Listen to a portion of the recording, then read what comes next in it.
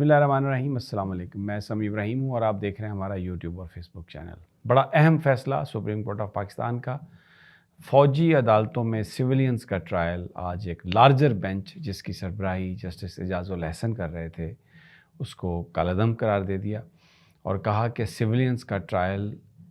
فوجی عدالت میں نہیں ہو سکتا اور یہ صرف جو کرمنل کورٹس ہیں ان میں ہی اس کی سماعت ہو سکتی ہے۔ بڑا یہ اہم فیصلہ،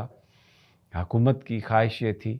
کہ یہ جو 9 مئی کے اور 10 مئی کے جو ملزمان ہیں جن کو پکڑا گیا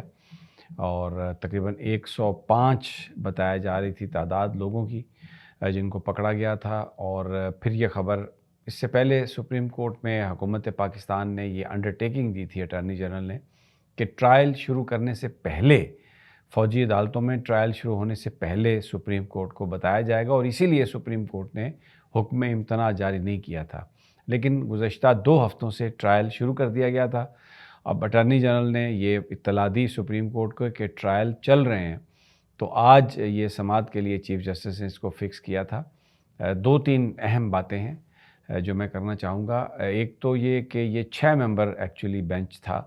عمر عطا بندیال صاحب کے ریٹائر ہونے کے بعد یہ اس میں 5 ججز رہ گئے تھے۔ جب یہ شروع میں بینچ بنایا گیا تھا تو اس میں قاضی فائز عیسیٰ صاحب نے اس بینچ میں شمولیت سے اس بنیاد پر معذوری کا اظہار کیا تھا کہ ابھی supreme court practice and procedure act کا فیصلہ نہیں ہوا جو بنیادی طور پر یہ طے کرتا ہے کہ بینچ کس طرح بنایا جائے، کون بینچ بنائے، اس میں کون کون سے جج ہونے چاہیے۔ تو جب تک اس کیس کا فیصلہ نہیں ہوتا میں اپنے آپ کو اس کیس سے علیحدہ کر رہا ہوں۔ اس وقت انہوں نے یہ بھی کہا تھا کہ میں یہ اس لیے علیحدہ نہیں کر رہا کہ یہ کوئی بڑا اہم کیس ہے، لیکن میں اصول کی بنیاد پر اپنے آپ کو علیحدہ کر رہا ہوں۔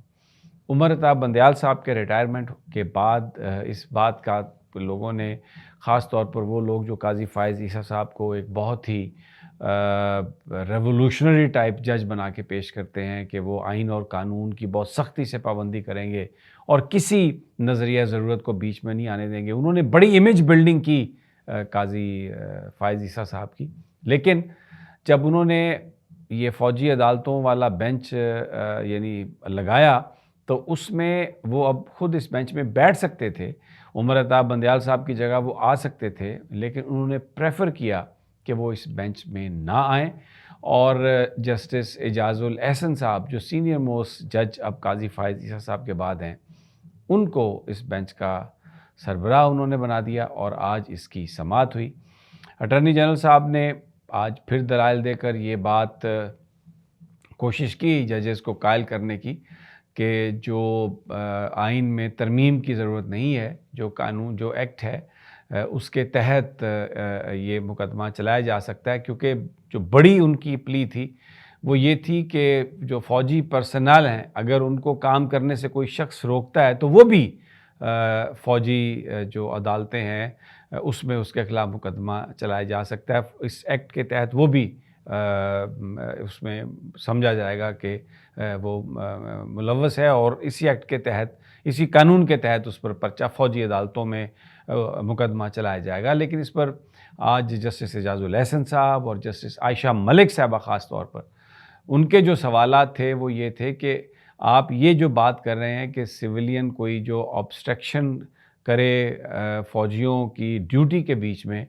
تو انہوں نے مثال دے کے کہا کہ اگر کہیں ٹریفک لائٹ ہو اور وہاں پر کوئی فوجی جا رہے ہوں فوجی، تو کوئی سویلین جو ہے کسی وجہ سے وہ اس سڑک کو روک دے تو کیا اس کے خلاف بھی آپ فوجی عدالتوں میں مقدمات چلائیں گے؟ اور پھر یہ جو سوال ہے یہ بنیادی طور پر جو فنڈامنٹل رائٹ ہیں اس کا یہ سوال ہے، تو یہ اس کو آئین میں بہت زیادہ ترجیح دی گئی ہے۔ بنیادی انسانی حقوق جو ہیں اگر ہم اس کو دیکھتے ہیں تو یہ جو آرٹیکل 8 ہے اس کی 1, 2, 3 جو ساری کلازز ہیں یہ بنیادی طور پر آرم فورسز کے متعلق ہیں، اور یہ جو فوج کے اندر ڈسپلن کے لیے ان کو اس قانون کا جو وہ سہارا لینا پڑتا ہے، اور اس کے تحت جو بھی قانون سازی کی گئی ہے اس کا تعلق براہ راست پاکستان کی فوج سے ہے، ان کے اپنے اندر جو معاملات ہیں ان سے ڈیل کرنے کے ہے۔ کسی بھی سویلین کو آپ اس کی اس میں کھینچ کر آپ اس کو بنیادی حق سے محروم نہیں کر سکتے، کیونکہ اٹارنی جنرل صاحب نے یہ بتایا پہلے کہ جی وہ جو فیصلہ لکھا جائے گا اس میں ریزنز بھی لکھی جائیں گی، اس میں بتایا جائے گا کہ جو ایویڈنس ہے وہ کیسے ریکارڈ ہوا، اور پھر اپیل کا بھی حق ہے ہائی کورٹ میں اور پھر آگے سپریم کورٹ میں۔ لیکن ظاہر ہے اگر فوجی عدالتوں میں جو مقدمات ہوتے ہیں وہاں پر جو جج ہیں وہ فوجی ہوتے ہیں، اور یہ سٹیٹمنٹس آ چکی ہیں پاک فوج کے جو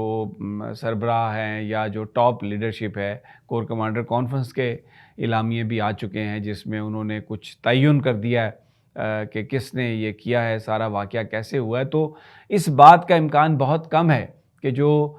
یہ آج وکلاء کی یہ کنٹینشن تھی اعتزاز احسن صاحب کی، لطیف خان کھوسہ کی، اس سے پہلے بھی وہ یہی آرگو کرتے رہے ہیں پچھلی تاریخوں میں،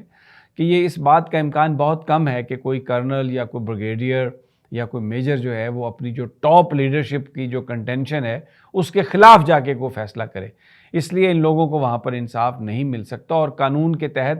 فوجی عدالتوں کے لیے آپ کو آئین میں ترمیم کی ضرورت ہے۔ یہ جو 2015 میں جو کچھ ہوا تھا اس میں آئین میں ترمیم کی گئی تھی۔ تو بہرحال آج متفقہ طور پر جو سویلینز کے ٹرائل ہیں یہ فیصلہ کر دیا گیا ہے، 9 مئی اور 10 مئی کے جو ملزمان ہیں کوئی فوجی عدالت میں ان کا مقدمہ نہیں چلے گا، اور اس کو پاکستان میں جو وکلاء ہیں، اعتزاز احسن صاحب کو میں سن رہا تھا، انہوں نے کہا ہے کہ یہ ایک دفعہ سپریم کورٹ نے میسج دیا ہے تمام اداروں کو کہ لا جو ہے وہ سب سے ابو ہے، سب سے اوپر لا ہے، کسی کے پاس کوئی اتنا طاقت یا اختیار نہیں ہے کہ وہ قانون کو بائی پاس کر دے یا قانون اس کے تابع ہو جائے۔ تو اب کسی سویلین کا ٹرائل نہیں ہوگا، جو ٹرائل وہاں پر تھے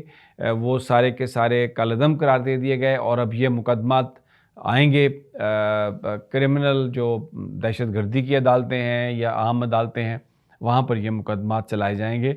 فوجی عدالتوں میں یہ نہیں چلیں گے۔ لیکن آج ایک عجیب واقعہ ہوا، سپریم کورٹ میں کچھ 7-8 درخواستیں دائر کر دی گئیں ان لوگوں کی طرف سے جو اس وقت فوج کی کسٹڈی میں ہیں۔ ان کا یہ تھا کہ ہمارے خلاف جلدی ٹرائل کیا جائے اور جلدی فیصلہ کیا جائے، اور ہم چاہتے ہیں کہ فوجی عدالتیں ہی ہمارا ٹرائل کریں۔ کوئی سمجھ نہیں آ رہی تھی کہ کس نے دستخط کروائے، کس نے ان کے وکالت نامے بھرے، کس نے یہ پٹیشن تیار کی، لیکن یہ پٹیشنز آج عدالت میں یہ کورٹ میں جمع کرائی گئیں، لیکن بہرحال کسی چیز کا کوئی اثر نہیں ہوا، اور عدالت نے فیصلہ محفوظ کیا۔ 3:30 بجے اس فیصلے کو سنایا اعجاز الاحسن صاحب نے۔ ایک شک جو تھی بیچ میں اس پر 4-1 سے فیصلہ آیا، ادروائز یہ فیصلہ متفقہ 5 کے 5 ججز نے دیا، اور اب اپیل کا حق موجود ہے، نظر ثانی کا حق حکومت کے پاس موجود ہے، لیکن بہت ہی ایک اسٹرانگ یہ آج میسج ہے